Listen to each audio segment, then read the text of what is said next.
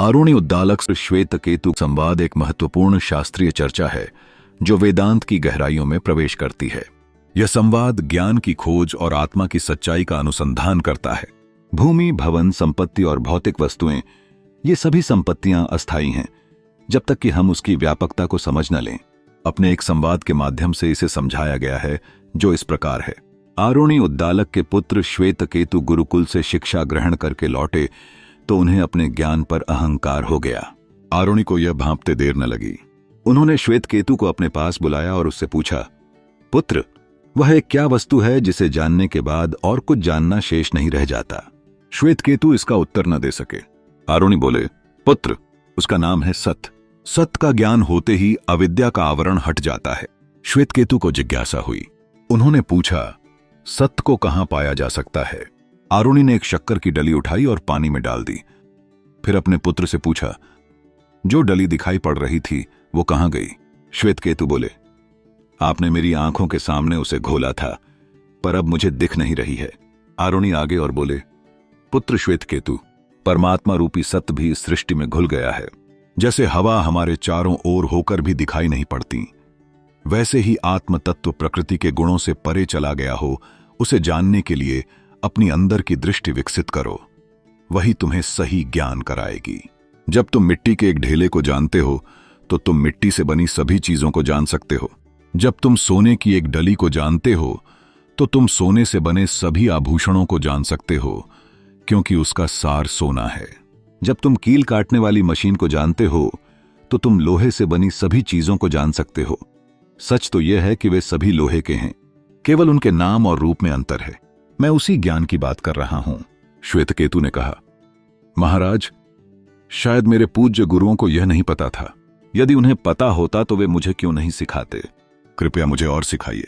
उद्दालक ने कहा, ठीक है, मैं तुम्हें और सिखाऊंगा। सुनो, हे श्वेत केतु, सृष्टि के आरंभ में केवल परम सत्य या सत्य की ही सत्ता थी। न तो कोई उसके समान तत्व सत्तावान था, न ही दूसरा असमान तत्व उपस्थित था। उसने सोचा, मैं अपने आप को बढ़ाऊं और अन्य प्राणियों की रचना करूं। ये उसने सबसे पहले तेजस, सूर्य या अग्निदेव को बनाया। अग्निदेव अपने आप को बढ़ाना चाहते थे। उन्होंने जलदेव को बनाया। इसीलिए जब भी कोई रोता या पसीना बहाता है तो पानी निकलता है। जलदेव अपने आप को बढ़ाना चाहते थे और उन्होंने अन्नदेव को बनाया।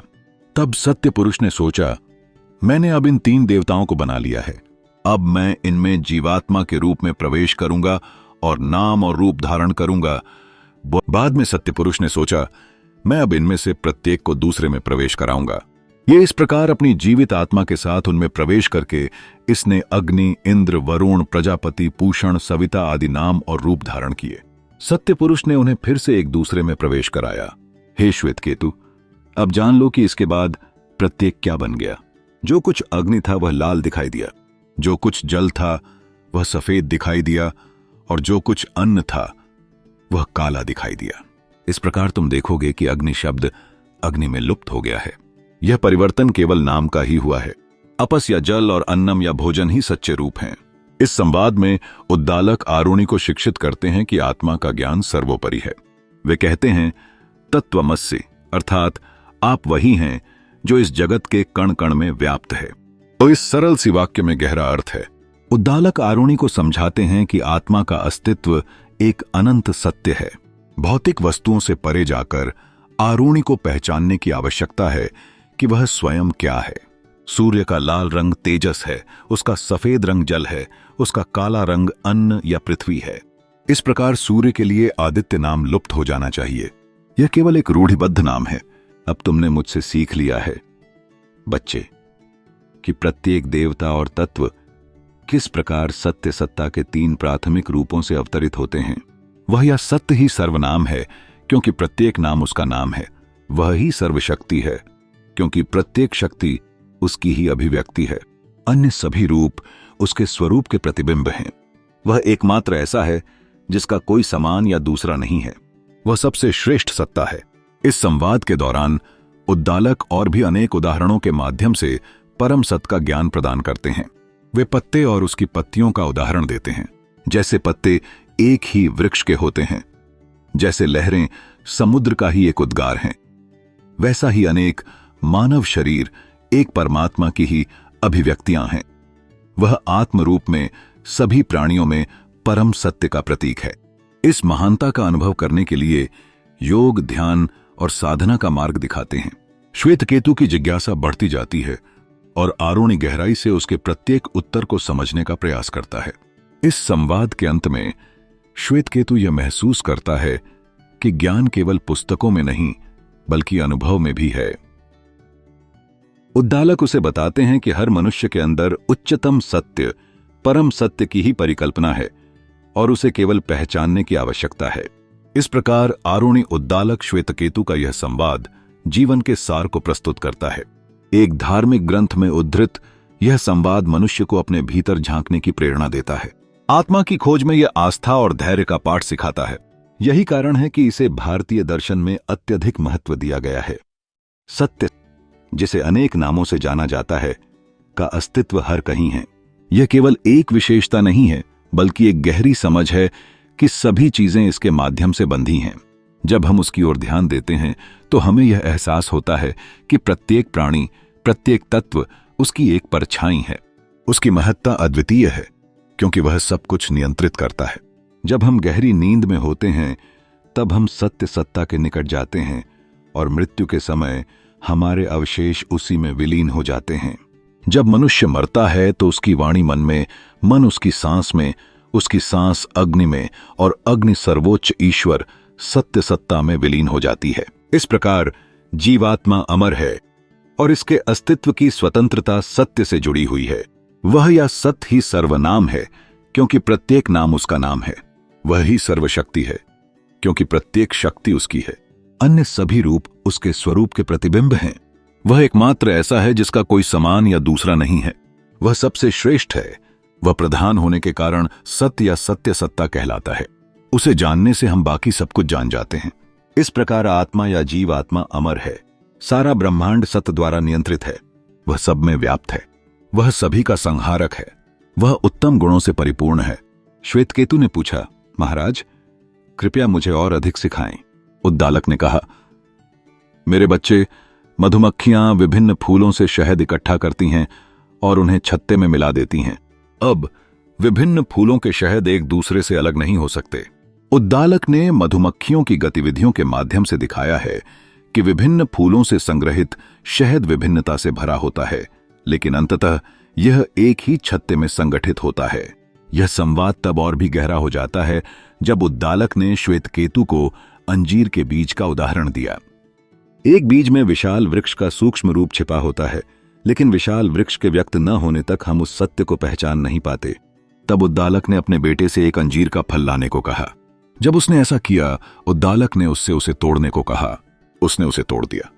उद्दालक, वो तुम्हें इसमें क्या दिखाई देता है? श्वेतकेतु, मुझे छोटे छोटे बीज दिखाई देते हैं। उद्दालक, एक बीज तोड़ो और बताओ कि तुम्हें क्या दिखाई देता है। श्वेतकेतु, कुछ नहीं श्रीमान। उद्दालक, बीज को तोड़ने के बाद तुम उसके सूक्ष्म कणों को नहीं देख पाते हो। अब उस कण के सार से ही बड़ा अंजीर का वृक्ष उत्पन्न होता है। उसी प्रकार सत्य से समस्त सृष्टि का सार है। उद्दालक ने अपने बेटे से थोड़ा नमक लाकर एक प्याले में पानी डालकर अगली सुबह प्याला लाने को कहा। श्वेतकेतु ने वैसा ही किया। उद्दालक, तुमने नमक को इस प्याले के पानी में डाल दिया। उद्दालक, इस पानी की सतह से एक बूंद चखो। श्वेतकेतु, यह नमकीन है। उद्दालक, अब प्याले के बीच से एक बूंद चखो। श्वेतकेतु, इसका स्वाद वैसा ही है, नमकीन।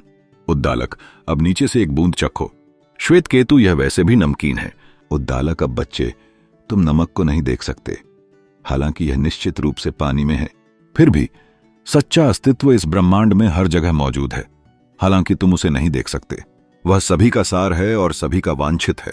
वह सूक्ष्मतम बुद्धि से जाना जाता है। आखिरकार नमक का उदाहरण हमें यह समझाने में मदद करता है कि असली तत्व दृष्टिगोचर नहीं होता, फिर भी वह हर जगह बिखरा होता है। पानी में डूबा हुआ नमक अनुभव करने योग्य है, लेकिन इसे देखना संभव नहीं है।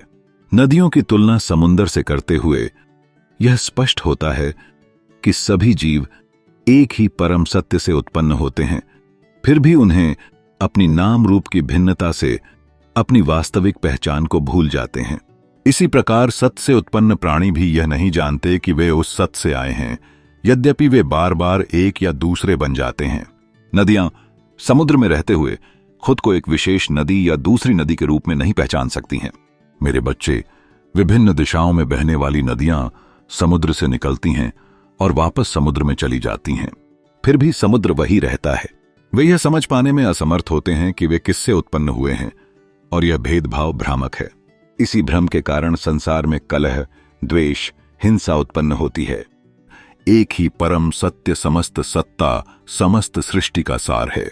इस प्रकार विभिन्न उदाहरणों के माध्यम से उद्दालक और श्वेत केतु का यह संवाद हमें सिखाता है कि कैसे भिन्नता में भी एकता हो सकती है। इसके बाद श्वेत केतु विनम्र हो गया और समय के साथ खुद एक महान ऋषि बन गया। यह बृहदारण्यक उपनिषद की एक कहानी है। उद्दालक। श्वेत केतु की यह वैचारिक यात्रा ज्ञान के प्रति अनंत जिज्ञासा को दर्शाती है, जहां श्वेत केतु अपने पिता आरुणि उद्दालक द्वारा दिए गए अनुभवों के माध्यम से सच्चाई के निकट पहुंचता है। इसी प्रकार सत्य हमारे चारों ओर है, सभी जीवन का सार है। समय के साथ जब श्वेत केतु गहरे अध्ययन में प्रवृत्त हुआ, तब वह एक महान ऋषि बन गया जो सत्य के गहन रहस्यों को समझने के लिए समर्पित था। इस प्रकार सत्यता का अनुसरण करते हुए हम भी अपने आत्मिक विकास की ओर अग्रसर होते हैं।